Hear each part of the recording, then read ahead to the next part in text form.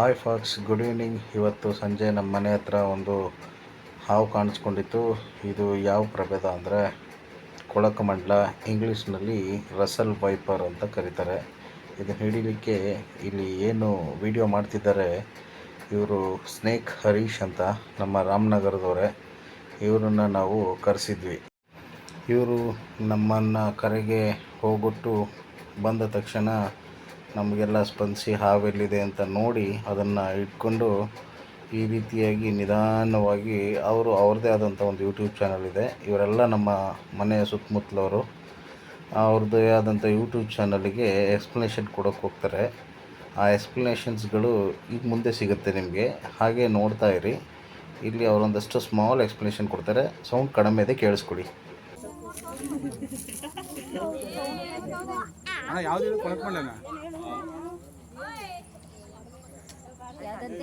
ಮಂಡ್ಲೆ ಕೊಳಕ್ ಮಂಡ್ಲ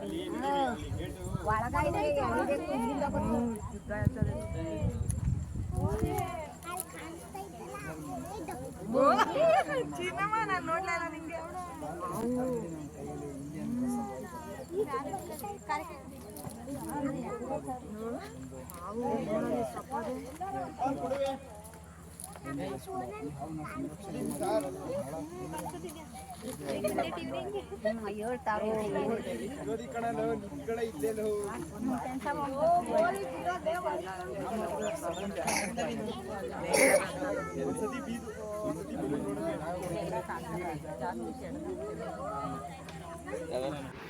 ನೀವು ಈಗ ಏನು ನೋಡ್ತಾ ಇದ್ದೀರಾ, ಇದೇ ನಮ್ಮ ಮನೆ.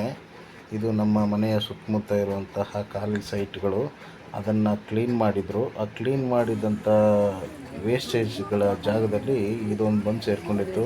ಆ್ಯಕ್ಚುಲಿ ಸುತ್ತಮುತ್ತ ನಮ್ಮ ಮಕ್ಕಳುಗಳೆಲ್ಲ ಆಟ ಆಡ್ಲಿಕ್ಕೆ ಹೋಗ್ತಾರೆ, ಹಂಗಾಗಿ ಇದನ್ನು ಇಡಿಸ್ಲಿಕ್ಕೆ ಕರೆಸಿದ್ವಿ. ಹೋಗಲ್ಗೆ ಅಷ್ಟೊಂದು ಐದಿದ್ರೆ ಅಣ್ಣ, ಹಂಗೆ ಬಾಟ್ಲಿ ಇಸ್ಕೊಳ್ಳೋಣ.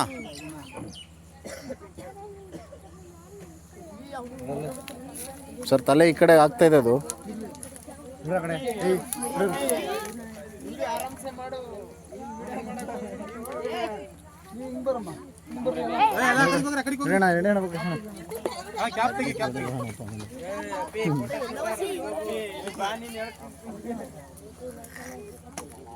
ಉಲ್ಟಾ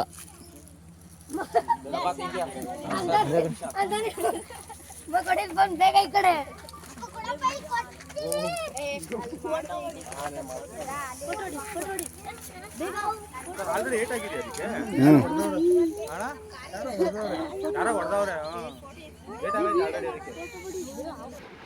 ನೋಡಿ, ಅವ್ರು ಇವಾಗ ಬಾಟ್ಲಿಗೆ ಹಾಕಬೇಕು ಅಂದರೆ ಅವ್ರಿಗೆ ಕಚ್ಚೋಕ್ಕೆ ಎಷ್ಟೆಲ್ಲ ಪ್ರಯತ್ನ ಮಾಡ್ತಿದೆ. ಅದು ಅಂದರೆ ತುಂಬ ಭಯಂಕರವಾಗಿತ್ತು. ಇದು ಒಂದ್ಸಲ ಏನಾದರೂ ಬೈಟ್ ಆಯಿತು ಅಂದರೆ, ಕಚ್ಚಿತು ಅಂದರೆ ಕೈ ಕಚ್ಚಿದ ಜಾಗದಲ್ಲಿ ಸ್ವಲ್ಪನೇ ಕೊಳೆಯೋಕ್ಕೆ ಸ್ಟಾರ್ಟ್ ಆಗಿ, ಆ ಕೈನಲ್ಲಿ ಕಚ್ಚಿದಂಥ ಜಾಗದಿಂದ ದೇಹ ಪೂರ್ತಿ ವಿಷ ಸಂಚಾರ ಆಗಿ ಕೊನೆಗೆ ಮನುಷ್ಯ ಸಾಯೋಂಥ ಸ್ಥಿತಿಗೆ ಹೋಗ್ಬಿಡ್ತಾನೆ.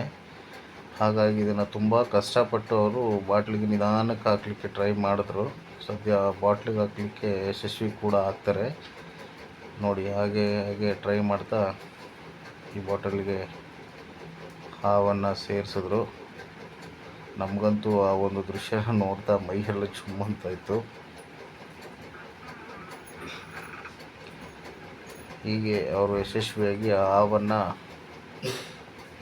ಆ ಬಾಟಲ್ಗೆ ಹಾಕಿದ್ರು. ಹಾಕಿದ ನಂತರ ಕೂಡ ಅವರು ಅದು ಒಳಗಡೆಯಿಂದ ತಲೆಯನ್ನು ಬಾಟ್ಲು ಕ್ಯಾಪ್ ಕಡೆಗೆ ಬರ್ತಿತ್ತು, ಅದನ್ನು ಹೇಳಿದ್ರು ನಮ್ಮವರು. ಸೊ ಅವರು ಆ ಬಾಟ್ಲು ಮುಚ್ಚಳವನ್ನು ಹಾಕೋದ್ರಲ್ಲಿ ಯಶಸ್ವಿ ಕೂಡ ಆದರು. ಹಾಗೆ ನಮ್ಮನ್ನು ಮಾತಾಡಿಸ್ತಾರೆ. ಈಗ ಅದನ್ನು ಕೂಡ ಕೇಳಿಸ್ಕೊಳ್ಳಿ. ಕೈಗೆ ಸಿಕ್ಕಿರೋದು, ಇಲ್ಲಾಂದರೆ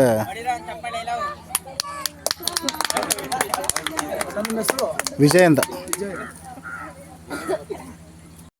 ಅವರು ಇದನ್ನು ತುಂಬ ವಿಷಕಾರಿಯಾದಂಥ ಹಾವು ನಮ್ಮ ಭಾರತದಲ್ಲಿ ಅನ್ನೋದನ್ನು ಸಂಪೂರ್ಣವಾಗಿ ನಮಗೆಲ್ಲ ಎಕ್ಸ್ಪ್ಲೇನ್ ಮಾಡಿ, ಇದನ್ನು ಯಾರು ಮೊದಲು ನೋಡಿದ್ದು ಅಂತೆಲ್ಲ ಕೇಳಿ ಅವರು ನಮ್ಮ ಹತ್ರ ಒಂದಷ್ಟು ಮಾಹಿತಿಗಳನ್ನ ಪಡೆದು ಅವರು ಈಗ ಏನಾಗಿದೆ ಹೇಗಾಗಿದೆ ಅನ್ನೋದನ್ನು ಹೇಳ್ತಾರೆ. ಕೇಳಿಸ್ಕೊಳ್ಳಿ. ಎಲ್ಲ ಏಟ್ ಕೂಡ ಯಾರೋ ಮಾಡೋರು ನಮ್ಮ ರಾಮನಗರ ಪಾಲಿಕೆಯನ್ನು ಕೂಡ ಇದೆ.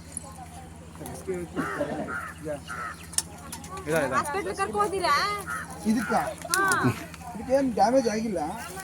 ಕಣ್ಣತ್ರ ಎಲ್ಲ ಇಟ್ಟು ಬಿದ್ದಿರ್ಬೇಕಷ್ಟೆ. ನೋಡೋಣ, ನಾನೇ ಸ್ಪ್ರೇ ಮಾಡ್ತೀನಿ.